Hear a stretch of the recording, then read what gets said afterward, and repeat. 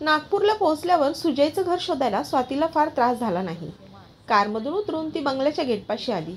वरकरणी ती शांत आणि संयमी वाटत असली तरी तिच्या मनात खळबळ माजली होती. बेल वाजवल्यावर ज्या स्त्रीने दार उघडलं तिला स्वातीने विचारलं, सुजय घरी आहेत का? त्या स्त्रीच्या डोळ्यात एकदम ओळखीचे भाव उमटले. तुम्ही स्वाती ना? तिने हसून विचारलं. हो, पण तुम्ही कसं ओळखलं? एकदा यांनी ऑफिसमधल्या कुठल्या तरी कार्यक्रमाचे फोटो दाखवले होते. त्यात तुम्हाला बघितलं होतं. तेच आठवलं. या ना, या आत या. स्वाती आतमध्ये आली. मी कोण आहे हे तुम्ही ओळखलं असेलच. मी दीपा. हो, मी ओळखलं तुम्हाला. सुजयच्या फ्लॅटमध्ये तुमचा फॅमिली फोटो आहे. त्यात बघितलं होतं मी तुम्हाला. चेहऱ्यावर फारशी प्रतिक्रिया न दाखवता दीपाने विचारलं. यांच्या आजारपणाचं तुम्हाला कसं कळालं? सुजय माझे सिनियर आहेत. त्यांच्याशी माझं फोनवर रोजच बोलणं होतं. ऑफिसचे अपडेट द्यावे लागतात. स्वातीच्या बोलण्यात संकोच किंवा भीतीचा लवलेशही नव्हता. आता सुजय कसे आहेत? स्वातीने विचारले. ते स्वतःच सांगतील तुम्हाला. मी पाठवते त्यांना. मला फक्त एवढे सांगा, तुम्ही चहा घेणार की कॉफी घेणार? कॉफी चालेल, स्वाती म्हणाली. तुम्ही आमच्या खास पाहुणी आहात स्वाती.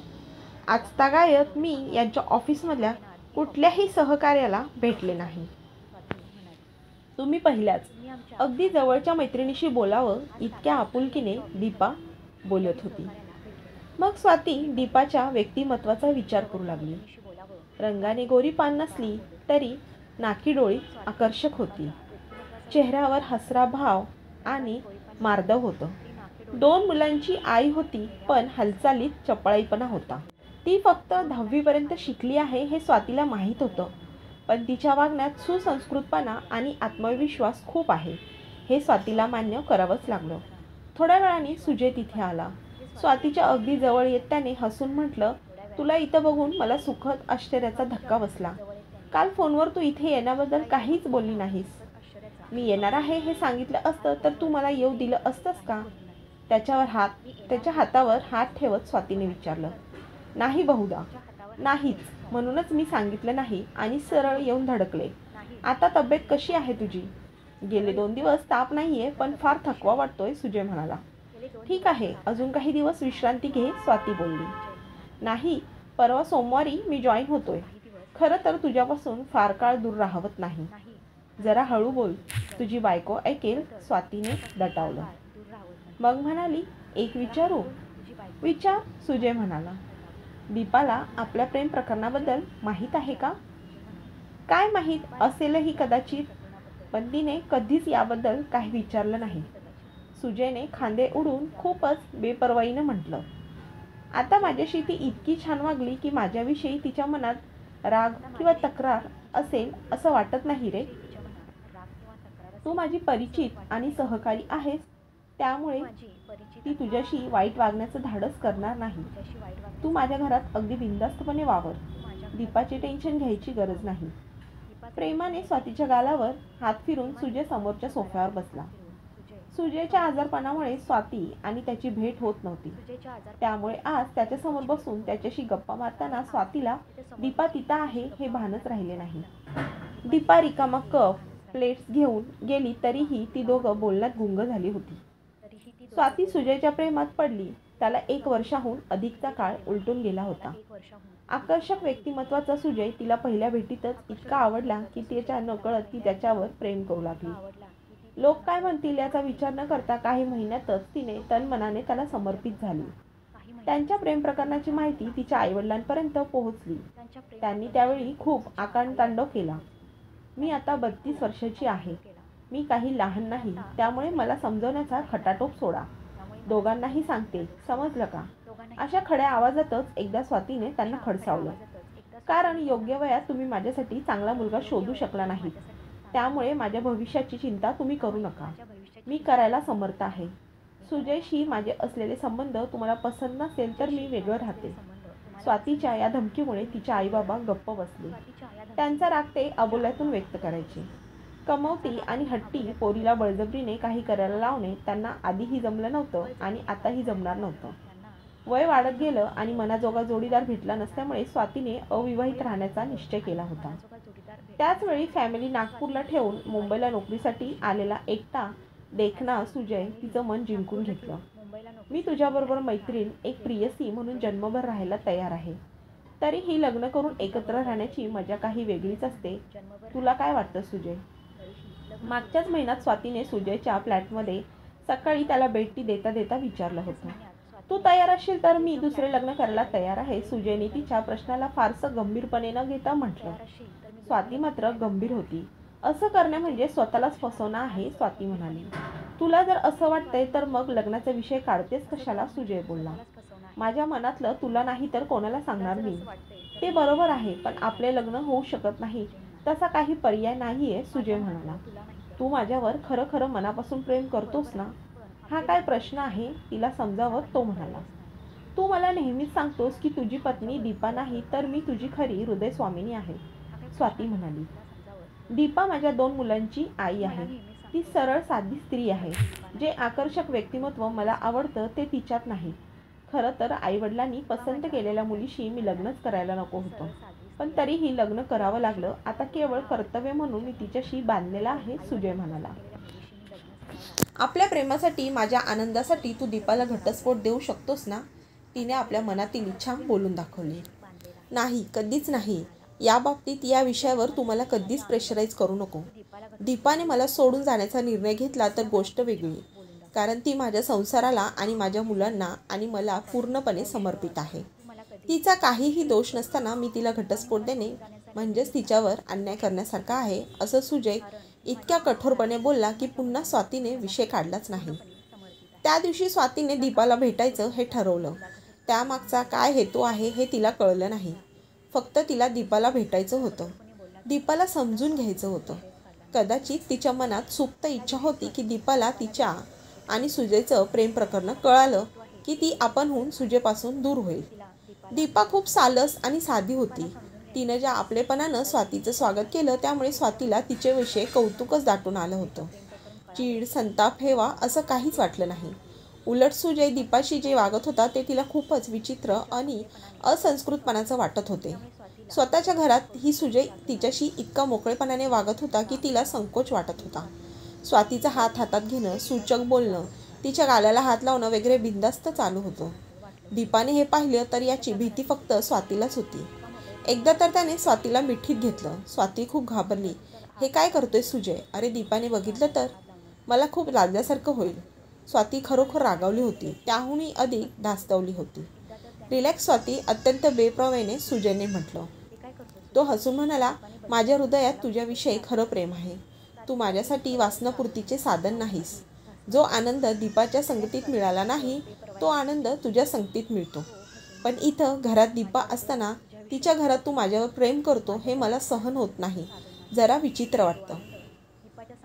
बरं बाई, आता काही गडबड करत नाही. एक गोष्ट लक्षात ठेव, दीपाला घाबरू नको. जर तिने मला कधी सोडून दिले तर मी तुझ्याकडे येईन तिला सोडून. सुजय खूपच भावनाविवश झाला होता. त्याचं भावनाविवश होणं तिला सुखावून गेलं. तरीही मनात काहीतरी बोचत होतं. एकाएकी स्वातीला वाटले दीपाशी बोलायला हवं. तिचं व्यक्तिमत्व, तिचे प्लस आणि मायनस पॉईंट जाणून घ्यायला हवेत. तिच्यात कसली उणीव आहे आणि कुठे तिचे गुण स्वातीपेक्षा जास्त ठरतात हे कळायला हवं. त्याशिवाय तिला सुजयपासून दूर करता येणार नाही. दीपाने त्या दोघांना जेवायला वाढले. मला जेवायला घालूनच दीपा स्वतः जेवायला बसते. तू सुरुवात कर, ती नंतर जेवून घेईल, सुजय म्हणाला. त्याच्या बोलण्यात पत्नीविषयी बेपर्वाई स्पष्टपणे जाणवत होती. सुजयने स्वतः उत्साहाने स्वातीचं ताट वाढलं. स्वातीला जाणवलं की जेवण खरोखर खूप चविष्ट आहे. सगळेच पदार्थ सुजयच्या आवडीचे आहेत. दीपासमोर असताना सुजयने स्वातीला विचारलं, जेवण कसं आहे, आवडलं का तुला? प्रत्येक पदार्थ इतका चविष्ट आहे की कौतुक करायला शब्द अपुरे पडतील. स्वातीने मनापासून कौतुक केले. दीपा खरंच खूप छान स्वयंपाक करते, त्यामुळे माझं वजन वाढत आहे, सुजय म्हणाला. नवऱ्याच्या तोंडून स्वतःचं कौतुक ऐकून दीपाचा चेहरा फुलून गेला आहे हे स्वातीच्या लक्षात आलं. सुजय तिच्याकडे बघतही नव्हता. ती मात्र प्रेमळ नजरेने सुजयकडे बघत होती. दीपाचं सुजयवर प्रेम आहे. ती कधीच त्याला घटस्फोट देऊन त्याच्यापासून वेगळी होणार नाही हा विचार मनात येताच स्वाती एकदम बेचैन झाली. जेवण झाल्यावर सुजय हॉलमधील दिवाणावर आडवा झाला. थोडा वेळ स्वातीशी गप्पा मारल्या आणि त्याला झोप लागली. स्वाती मग तिथून उठून स्वयंपाकघरात आली. दीपा जेवणाचे 2 ताट वाढत होती. तुम्ही आणि आणखी कोण अजून जेवायचं राहिले का, स्वातीने विचारलं. हे दुसरं ताट त्या पाठीमागच्या घरात राहणाऱ्या माझ्या मैत्रिणीसाठी आहे. घराकडे बोट दाखवत दीपाने म्हटलं, तुमची मैत्रीण इथे येईल जेवायला? नाही, नेहाकडे ताट पोचवण्याचं काम माझा मोठा मुलगा अनु करेल. तुमच्या दोन्ही मुलांना तर मी भेटलेच नाही. आहेत कुठे दोघं? स्वातीने विचारलं. छोट्याला जरा ताप आलाय, तो बेडरूममध्ये झोपलाय. अनुला बोलावते मी. सकाळपासून तो नेहाकडेच आहे. दीपाने मागचं दार उघडून अनुला हाक मारली. काही वेळातच तो धावत आला. दीपाने त्याची स्वाती आंटीशी ओळख करून दिली. त्याने हात जोडून नमस्कार केला. आईने सांगितल्याप्रमाणे झाकलेले ताट घेऊन तो नेहाच्या घरी गेला. नेहा ही त्याच्यावर खूप प्रेम करते. अनुला 2 आयांचं प्रेम मिळतं. स्वातीच्या डोळ्यात बघत दीपाने म्हटलं, किचनला लागून असलेल्या वरंड्यात एक छोटंसं गोल टेबल होतं. त्याच्या भोवती 4 खुर्च्या होत्या. त्या दोघी तिथेच बसल्या. नेहाला तिचं स्वतःचं मूल नाहीये का? स्वातीने विचारलं. तिने लग्नच केलेलं नाही. तुझ्यासारखे अविवाहित आहे ती. दीपा आता एकेरीवर आली. प्रत्येक स्त्रीच्या हृदयात आईचं प्रेम असतं. तिच्या हृदयातील प्रेम नेहा माझ्या अनुवर उधळते. दीपा हसत म्हणाली. काही वेळ कोणीच बोलले नाही. मग स्वाती म्हणाली, मी लग्न करणार नाही असं ठरवलं होतं, पण आता मी कोणाबरोबर तरी लग्न करून वैवाहिक आयुष्य जगायचं ठरवलं आहे. या संदर्भात बोलायला मी इथे आले. मी नेहाला नेहमी म्हणते लग्न कर, पण ती ऐकत नाही. लग्नाशिवाय मला अनुसारखा छान मुलगा मिळाला आहे, तर विनाकारण पुन्हा अनोळखी माणसाची लग्न करून मी माझे स्वातंत्र्य का घालून बसू? तिला अगदी खात्री आहे की माझा अनु तिच्या म्हातारपणीची काठी ठरेल. स्वातीच्या बोलण्याकडे पूर्णतः दुर्लक्ष करून दीपा बोलत होती. मी आणि सुजय एकमेकांना ओळखतो. त्याला वर्षापेक्षा अधिक काळ उलटला आहे. तो भेटल्यामुळेच माझ्या आयुष्यात आनंद निर्माण झाला. त्या आधीचं आयुष्य अगदी निरस, उदासवान, एकाकी होते. दीपाचं बोलणं मनावर न घेता स्वातीने आपला विषय पुढे नेला. आता या नेहाच्या आयुष्यात सगळा आनंद माझ्या अनुमुळे आहे. नेहमीच ती अनुला काही ना काही गिफ्ट देत असते. सुजयचे आणि माझे संबंध केवळ सहकारी किंवा मित्रत्वाचे नाही. आम्ही त्या पलीकडे पोहोचलो आहोत. माझं त्याच्यावर आणि त्याचं माझ्यावर खूप प्रेम आहे. स्वातीने आपल्या मनातल्या भावना बोलून दाखवल्या. दीपा उदास हसली. माझ्या अनुला स्वतःकडे करण्यासाठी नेहा त्याला नेहमी महागड्या हॉटेलमध्ये जेवायला नेऊन त्याची सवय बिघडवली आहे. आता त्याला घरचं, माझ्या हातचं स्वयंपाक आवडत नाही. सतत बाहेरचं चमचमीत खायला हवं असतं त्याला. तू पुन्हा पुन्हा अनुबद्दल बोलत आहेस, तू माझ्याशी सुजयबद्दल का बोलत नाही? स्वातीने आता चिडूनच विचारलं. खूपच आपलेपणानं तिच्या खांद्यावर हात थोपटत दीपाने आपलं बोलणं त्याच लईत ठेवलं. नेहाला अजिबात स्वयंपाक करता येत नाही. अनु जर तिचा स्वतःचा मुलगा असता तर तिला असं स्वयंपाक न करता जगता आलं असतं का? मुलाची किंवा पाल्याची संपूर्ण जबाबदारी घेणं सोपं नसतं. आपल्या पोटच्या मुलाला स्वतः कष्ट घेऊन स्वतःच्या हाताने करून घालण्यात कसला आलाय त्रास? ते काही ओझं वाटावं असं काम आहे? ज्याच्यावर प्रेम असतं त्याच्यासाठी, त्याच्या आनंदासाठी काही करायला त्रास वाटत नाही, ओझं वाटत नाही. ती नेहा तर अनुला कायदेशीर दत्तक घेण्यासाठी सतत माझ्यावर दबाव आणते. खऱ्या अर्थाने प्रसव वेदना सोसल्याशिवाय कोणी आई झाले आहे का? आई होऊ शकतं का? घर संसाराचा गाडा ओढायला लागणारी ऊर्जा, शक्ती फक्त आईकडे असते. गरजेला धाक दाखवणे, मुलाला वळण लावणे, आधार देणे, निरपेक्ष प्रेम करणे आईशिवाय कोणीच करू शकत नाही. मावशी, मामी, काकी, आत्या किंवा मोलानं ठेवलेली बाई आईची जागा कधीच घेऊ शकत नाही. बरोबर बोलते आहेस तू. मी आता आपला संसार मांडायचा असं स्वाती बोलत होती. तितक्या दीपाने तिला हाताने गप्प राहण्याची खूण केली. नेहाने अनुवर कितीही प्रेम केलं तरी तो माझाच मुलगा असेल. समाजात लोक त्याला माझाच मुलगा म्हणून ओळखतात.